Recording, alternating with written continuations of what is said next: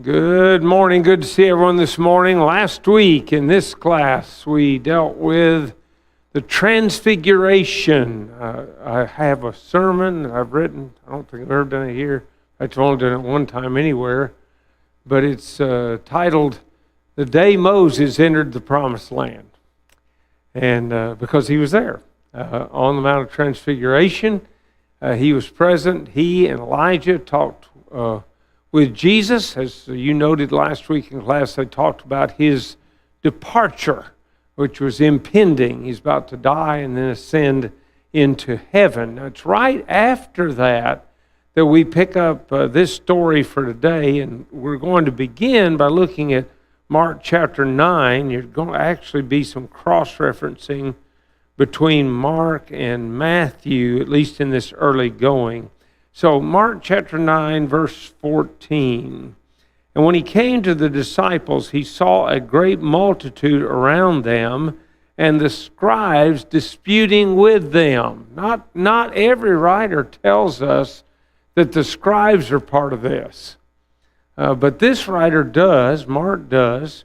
And Mark would have known because, at least as we understand it, think it, historically speaking, Mark probably got all of his information from Peter and wrote this gospel. Some think that he wrote it based on sermons that Peter preached.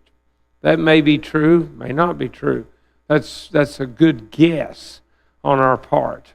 But notice McGarvey says these scribes had caught the apostles in one and perhaps the only case where they had failed to cure. And they were making full use of the advantageous opportunity to discredit Christ and his apostles before the people by asking sneering and sarcastic questions. And you can just about imagine how that would have gone. They're their enemies.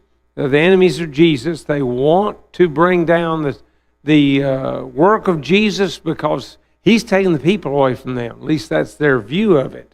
And so that's what they're involved in. Verse 15, immediately when they saw him, that is Jesus, all the people were greatly amazed and running to him, greeted him. Now, why were they amazed? It appears that they were amazed because Jesus came at just the right time. Right when it's almost like he catches the scribes with their hand in the cookie jar, so to speak. They're laying into the apostles, but they're not. Are they ready to deal with the master? And the answer is no, they're not. He's going to deal with them, and that's what seems to happen here. Pick up verse 16. And he asked the scribes, "What are you discussing with them?" Then one of the crowd answered and said, "Teacher, I brought you my son who has a mute spirit, and wherever it seizes him, it throws him down. He foams at the mouth, gnashes his teeth, and becomes rigid. So I spoke to your disciples that they should cast it out, but they could not." Now notice, Jesus asked the question of the scribes, but before they can even answer, the Father answers. And I can understand that. If I was going to a doctor that supposedly had the cure for something that I just couldn't be cured of, if I got there and other people were talking about other things and that somehow involved me and my situation, I'd probably interrupt too, wouldn't you? I'd probably step right in and speak up. And that's what this father does. He says, here's the problem. I brought my son, your disciples could not heal him. Now, if you would, look at Matthew 17, because there's where we're running into the parallel of this story. Matthew chapter 17, and we're going to look particularly at verses 14 through 16, because we're really looking at the same story. And when they had come to the multitude, a man came to him, kneeling down to him and saying, "Lord, have mercy on my son, for he is an epileptic and suffers severely. For he often falls into the fire and often into the water. So I brought him to your disciples, but they could not cure him." So notice now we're learning something about the nature, a little bit more about the nature of the illness of the boy. He's a deaf, mute, epileptic. Those are the things that are going on with him. Verse 21 of Mark now. We're going to jump back and forth, so you might ought to keep a finger there. So he asked his father, how long has this been happening to him? And he said, from childhood. Now, I want everybody to remember that. This is not an overnight, one-time problem. This is since he was a child. This is how long this has been going on. Probably a lot of people in the area knew that. You would expect that, because they probably would have seen him, maybe fall down in that epileptic type episode that was brought on by the Spirit. That's at least a possibility. So verses 22 and 23 there in Mark. And often he's thrown him both into the fire and into the water to destroy him. But if you can do anything, have compassion on us and help us. Now, I want to pause just a second. I'll read the next verse. But notice the word if. If. And it's almost like Jesus is going to respond to that if suggestion. In other words, can he? Well, of course he can. No doubt about it. So we go on in the next verse. Jesus said to him, if you can believe, all things are possible to him who believes. Some of the best people at causing someone to see an issue are notorious, and in a good way, for taking what the other person says and using that to build the next sentence. The Father said, if you can, and Jesus comes back, well, if you can believe. See, the real issue is not whether I can or not, the Lord's saying. The issue is, can you believe? Can you believe this is going to happen? And so that's what's going on as we come on through this. Look at verse 24. Immediately the father of the child cried out and said with tears, Lord, I believe, help my unbelief. And I just wonder how many of us might similarly answer in certain circumstances. I believe, but I'm not as strong as I'd like to be. Faith is really an ever-growing process. If we're going to be what we ought to be, we're going to have to keep growing on and on and on. And this father says, well, I've got belief, but it's not very strong. And maybe sometimes I just need to admit that to God in my prayers. Just say, Lord, I know you can do this. I know you can take care of this situation, but I just don't always have enough strength to put full trust in you. And that's basically what this father is saying at this particular point. Now, if you would turn to Luke, because Luke deals with all this in Luke chapter 9. And we want to pick up on some things. Remember, he's the doctor. Jesus is a great physician, but Luke is the doctor. And sometimes he'll make some observations that are helpful in a series like this. So pick up at verse 41 of Luke chapter 9.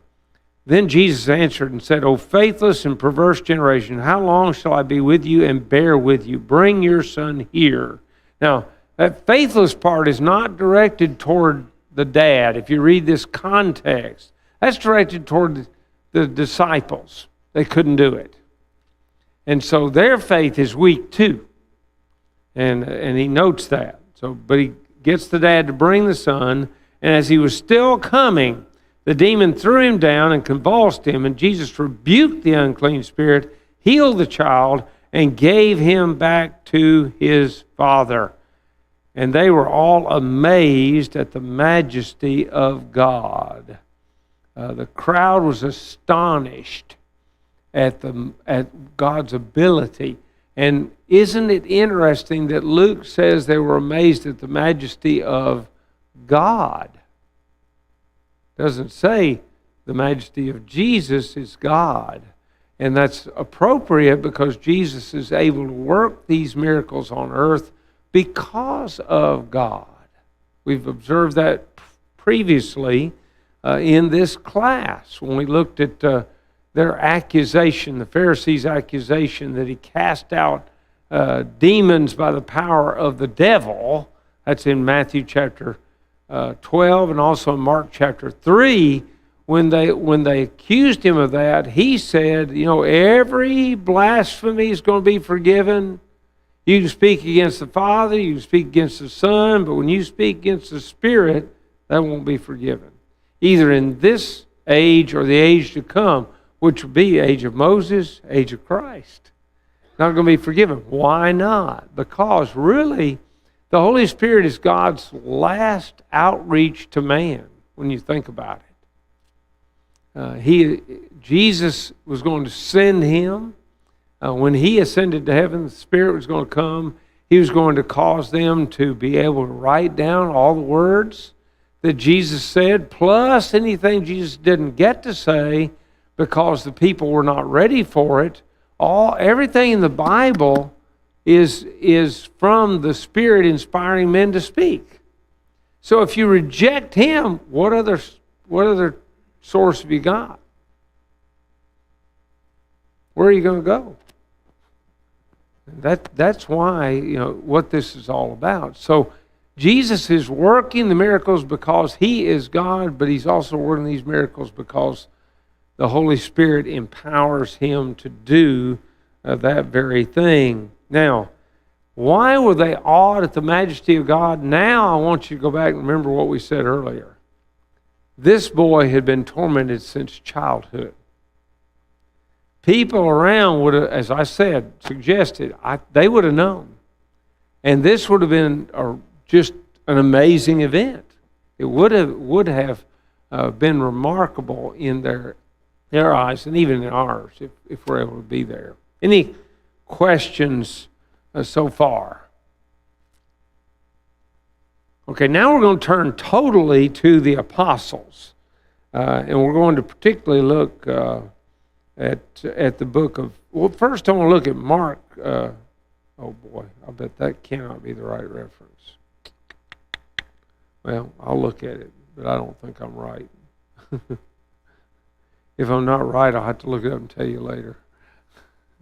Because that one doesn't strike me just immediately. That's not right. So I apologize. We'll look at Matthew. Matthew chapter 17, verses 19 and 20. Now he's going to turn his attention to the disciples. Why? Well, verse 19 tells us, then the disciples came to Jesus privately and said, why could we not cast it out? Now, obviously I've got the wrong reference here, but you remember when they went on the limited commission that they came back and said, why the demons respond to us? We're able to cast them out. And so, they had done it before, but they couldn't do this one. And so they come to Jesus and want to know why. Why were we not able to do it? And his answer is, because of your unbelief. But now, wait a minute. Look in the marginal reading, because the marginal reading says little faith. It's not that they don't have any faith at all. They had faith enough to go out on the limited commission, and they had faith enough to cast out some demons. They just didn't have enough faith to do this. Okay, so that's important. The marginal reading helps us a little bit. Because of your unbelief, for surely I say to you, if you have faith as a mustard seed, you'll say to this mountain, move from here to there, and it will move. And nothing will be impossible. Oh boy, I'm in trouble again. All right, all I'm doing is talking, folks. I guess I can't even be perfectly still. I apologize. I don't know what to do about it, except just tolerate it. I'm doing the best I can. It's driving me nuts, whether it does you or not. Okay, so So, what about this moving mountains? I think that is an example. It not hyperbolic per se, because if there were a need to move a mountain, they could do that. But I don't really think that's the point. I think Jesus is saying, if it's a massive problem, even if it's massive, if you've got the faith as a grain of mustard seed, you can deal with it. And that's a challenge to all of us. There are days when not I don't have miraculous ability, but there are days when my faith is strong enough to face really difficult situations. And there are other days when I need the help of a brother or a sister to be able to face difficult situations. So Jesus is pointing to that fact just a little bit. The Truth Notes said this, and this whole series is done by the Truth for Today commentaries people. They had some faith because they assumed they could cast the demon out, but their faith still lacked. A mustard seed is small, but real, alive. It has great potential. A mustard seed is small and weak, but it willingly accepts the strength of the soil that surrounds it. The size of faith is not as important as the focus of our faith. Mountains here represent obstacles. There's nothing you cannot overcome with the right faith. So now go back to Mark chapter 9, verse 29, because McGarvey used that to make an observation that I think is helpful to all of us. Mark 9, 29. So he said to them, this kind can come out by nothing but prayer and fasting. Sometimes the only thing that will help my faith or your faith is prayer. We need to just turn it over to God. That's been one of the hardest lessons, and I'm not going to say I have learned it. It's a hard lesson to learn, is that when you got real problems in life, you've got to hand it over to God. And I'm trying to learn. I've learned to say, just to openly say to God in my prayers, I don't understand this. I don't know how to deal with this. I need your help. And I think that's actually the beginning way to go to greater strength and faith. I don't know what your experience is, but when I'm doing something that's new to me, one of the best lessons I need to learn, and have tried to learn at least, is it never hurts to stop and ask the person that knows. If I was out working with concrete and didn't know what to do, I'd call Kip. Say, Kip, what do I do now? Why? Well, he's been working with it for a day or two. He knows something about it. And it works that way with faith too. You've got to realize that God knows. And that if we really, really got faith, that we'll reach out to Him, and then our faith can grow. Now, Luke chapter 9, verse 44 has an interesting little comment that goes along with this, that comes in the next part, because they've just learned that they need to have greater faith, and now he goes ahead. 43 was they were amazed with the majesty of God, and then, but while everyone marveled at all the things which Jesus did, he said to his disciples, let these words sink down into your ears, for the Son of Man is about to be betrayed into the hands of men. Sink down. Man, I don't know if I can make this change or not. Gone.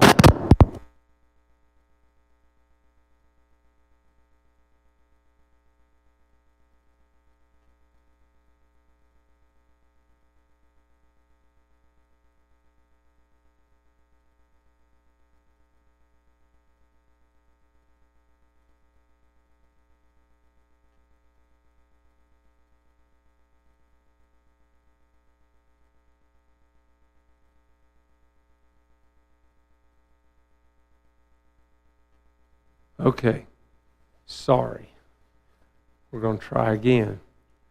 If they don't get that thing in there just right, it's too loose, and any movement on my part is bad news. And I tend to move. If you hadn't figured that out yet, I tend to. Okay, so let's back up a little bit. So in verse 44 of Luke chapter 9, notice he said, "Let these words sink down. Take them into your heart." Why say that? Partly because they're really not going to grasp this right now. Number one, I'm not sure they understand what he's saying. Number two, they don't want to.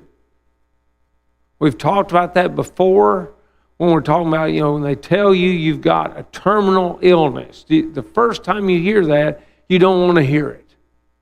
Maybe you all are not like me, but that's my response to that kind of thing. I've been with brethren when they learn these kinds of things. The first response is, "Nah, that's happened to other folk, won't happen to me." But here he's telling them something they're not ready to receive yet. And so he says, put this in your memory bank and it'll come back. You will remember later, what's important about this. So now, go back to Matthew, and I know we're bouncing around, but I'm trying to pick up the key pieces of information from each place. Matthew 17, 22 and 23. "Now, while they were staying in Galilee, Jesus said to them, 'The Son of Man is about to be betrayed into the hands of men, and they will kill him, and the third day he'll be raised up.' And they were exceedingly sorrowful." This is not the first time they've heard this. After the confession in Matthew chapter 16, he told them the same thing. But again, I promise you, it doesn't matter how many times you get told bad news, you don't want to believe it. Yes, sir.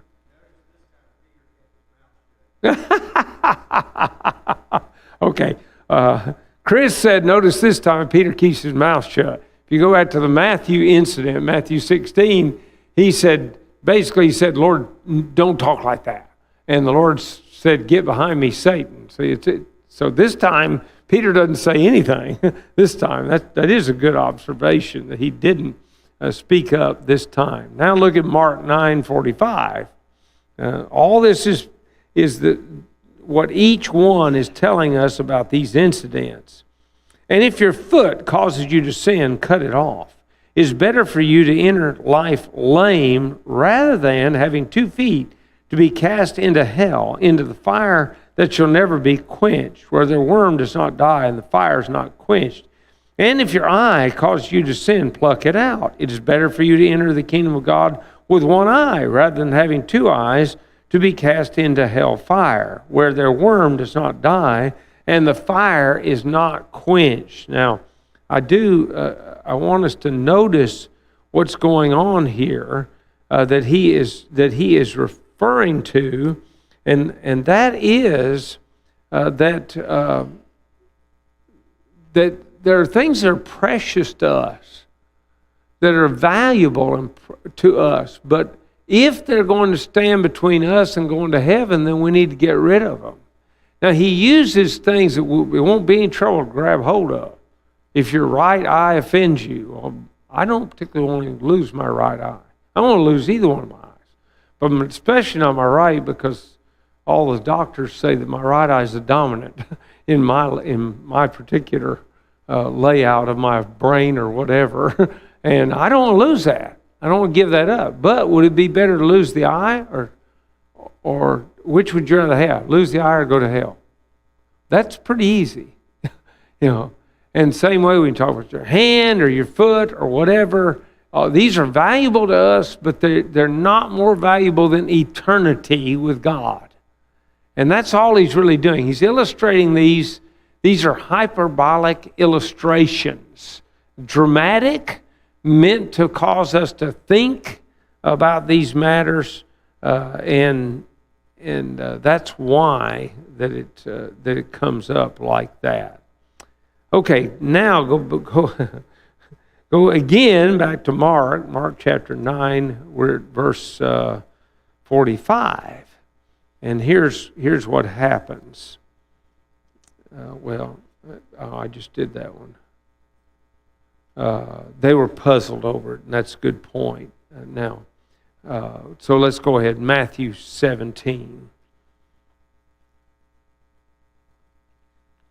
Matthew 17, we're going to pick up verse 24. When they come to Capernaum, those who received the temple tax came to Peter and said, "Does your teacher not pay the temple tax?"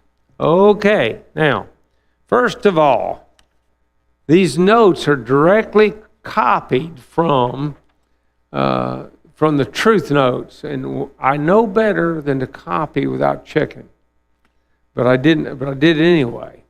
So it says, you'll notice, it says Exodus 20. That is wrong. Exodus 20 is the giving of the law, the Ten Commandments.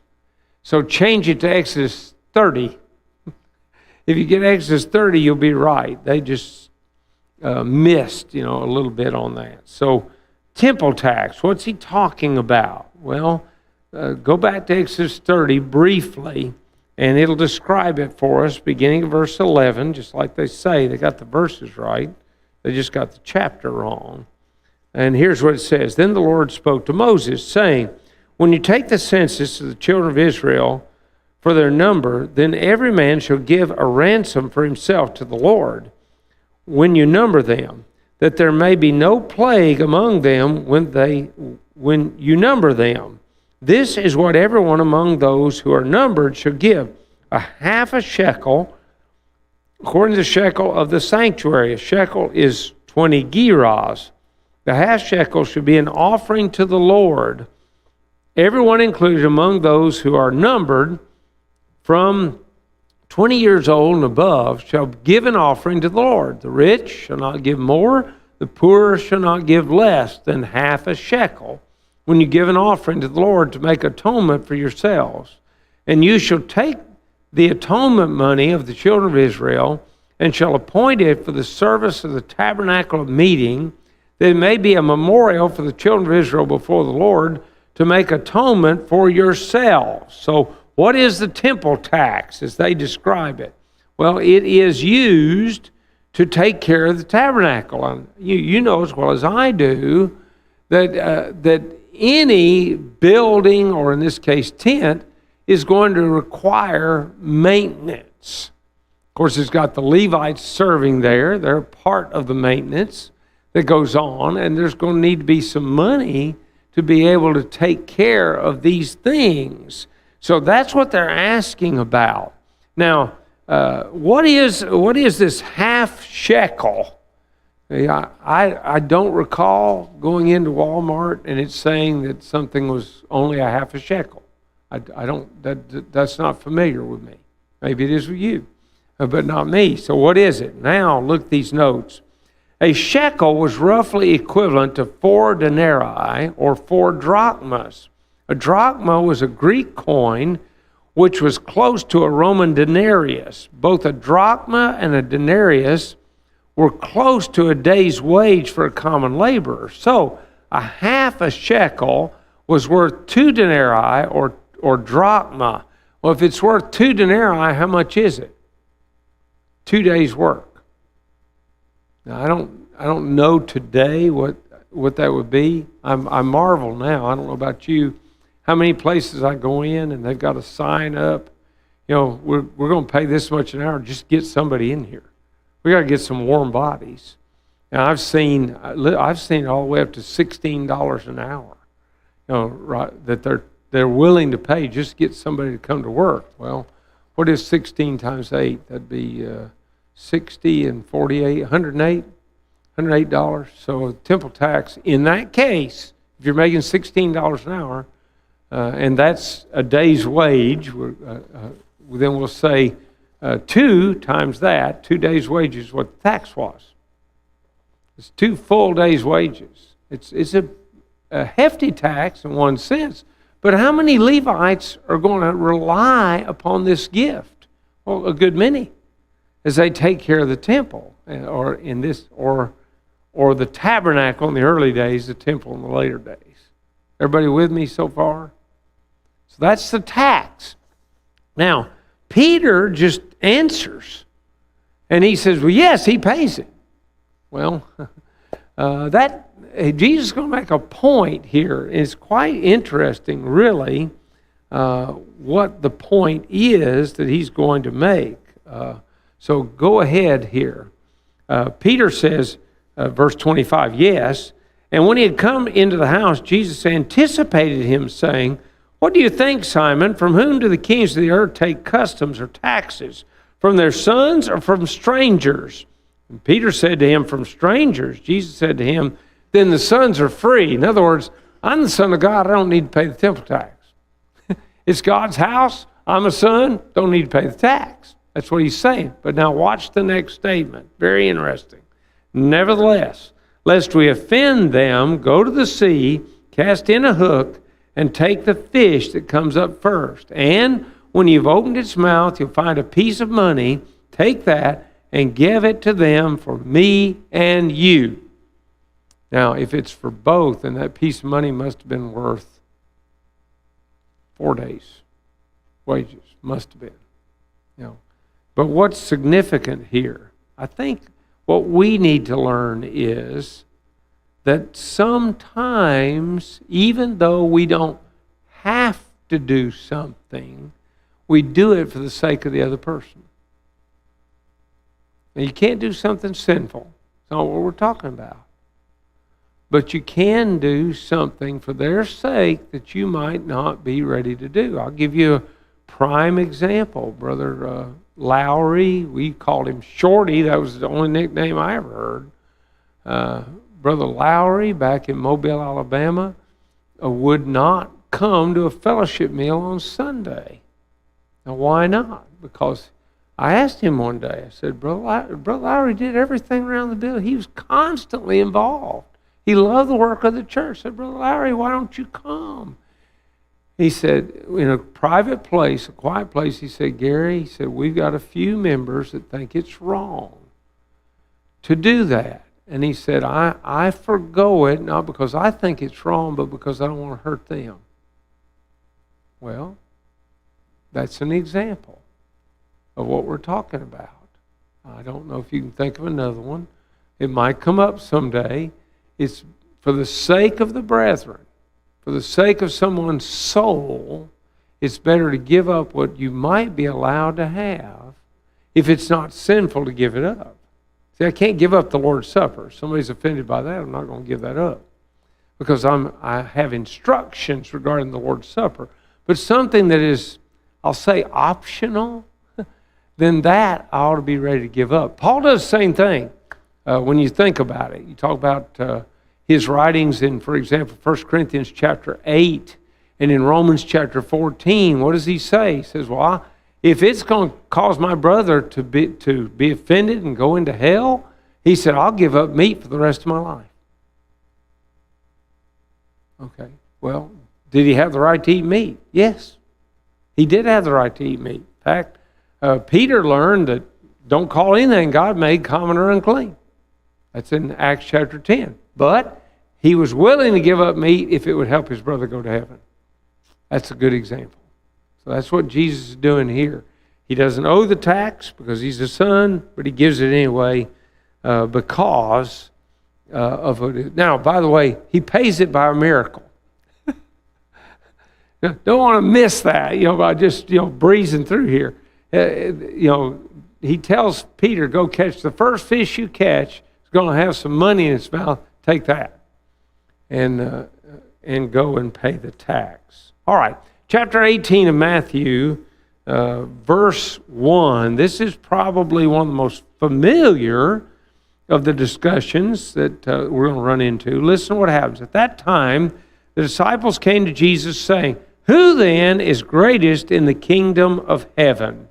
I would have you to note that 3 times in 5 verses here, the word kingdom's used. It's used in 18:1, 18:3, and 18:4. Kingdom, kingdom, kingdom. The church in the book of Matthew is the kingdom of heaven. Over and over and over again. Why highlight that? Because the Jews to whom Matthew wrote The Jews were looking for a king. The Jews were looking for a new kingdom, a restored kingdom is the way they viewed it, the kingdom of David. But because they're looking for that, Matthew highlights the word kingdom all the way through his writings. I think that's very important. You got kingdom mentioned when John goes out to preach in Matthew chapter 3. Kingdom's mentioned when Jesus goes out to preach, Matthew chapter 4. It is a constant in the book of Matthew, kingdom, because Jesus came to be a king. But now they're wanting to know who is the greatest. Now, when you think about it, if you look at Mark's idea, Mark tells about something that went on, and it may be the identical time. Some authors think it was. Mark chapter 9, we particularly want to look at verses 33 and 34. And then he came to Capernaum, and when he was in the house, he asked them, "What was it you disputed among yourselves on the road?" But they kept silent, for on the road they had disputed among themselves who would be the greatest. And that sounds like a pretty typical discussion. You want to watch this same kind of discussion go on. Watch two little boys, get with one another, and every now and then one of them will say, "My daddy's better than your daddy." And here it goes. Well, we have a tendency to want to be the greatest. That's what they wanted. But unfortunately, this discussion reflects an attitude of the heart, doesn't it? Instead of wanting to be like the Lord, and by the way, this is going to be in the sermon today, so I'm not going to go into great depth on it yet. But instead of wanting to be like the Lord and wanting to assume a lowly position, they want the high spot. They want to be on top. And they're embarrassed, apparently, when Jesus asked them, "What were you talking about on the road?" Of course, he knows what they were talking about. So go ahead. Verse 35 continues that. And he sat down, called the 12, and said to them, "If anyone desires to be first, he should be last of all and servant of all." The spirit, McGarvey said, which proudly seeks to be first in place, thereby consents to make itself last in character. For it reverses the graces of, it should be the, take the R off of that, of the soul, turning love into envy, humility into pride, generosity into selfishness. You see, when you want to be on top, you get everything's turned upside down in terms of your attitude toward Christ. Instead of being humble, you're proud. See, those are the kinds of things McGarvey's laying out there. And that's what Jesus is pointing to, that this is a problem of character. Now go back to Matthew, where Jesus deals with this idea. I'm going to pick back up. We'll just read from the top, all the way from verse 1. And it came, at that time, the disciples came to Jesus saying, "Who then is greatest in the kingdom of heaven?" Then Jesus called a little child to him and set him in the midst of them and said, "Assuredly I say to you, unless you're converted and become," now watch this, "as little children." The focus is only on the child as a visual demonstration. The real point that he's making is you got to be like a child. Okay, in what sense? Well, let's keep going. He'll explain it. "You'll by no means enter the kingdom of heaven. Therefore, whoever humbles himself as this little child is the greatest in the kingdom of heaven." Children are remarkable. Every now and then, I get to see this as a living demonstration. Somebody will be carrying a child coming in. Hey, they've come into the worship, and I'll go over, and the child's got a sucker, we'll just say. And I'll say, "Ooh, a sucker. And is it good?" And I get a nod while they keep that sucker in their mouth. And I'll say, "Could I have some?" And some of them will stick it right out for me. Of course, I don't ever take any, but children are pretty free, as a general rule, to share. They don't have to be number one. They don't have to be on top. They're perfectly happy with letting somebody else be in charge, particularly mom and dad. They don't have any problem with that. They don't fight over that. Jesus says, if you want to be really what you ought to be in the kingdom, therefore the church, you got to be like a child. You got to give up selfish tendencies and become childlike. Now, notice he says, you become like a little child. That was in the earlier part, right? Now watch verse 5, because I think now he focuses not on the child, but on the childlike person, the Christian who's childlike. Whoever sees one little child like this in my name receives me. He's not talking about children here. He's talking about people who become like children.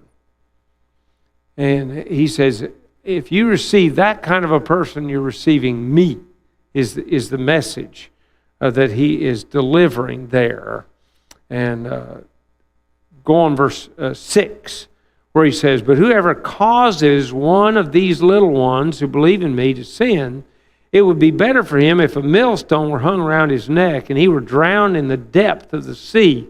And I've noted here that Jack Lewis in his commentary said the word here is scandalizo, and it's not important that you remember that word, but listen to what he says.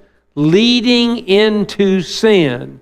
Now, if you're one of those people that likes to mark in your Bible, then you want to look at verse 7, because he says, woe to the world because of offenses. It's the same word.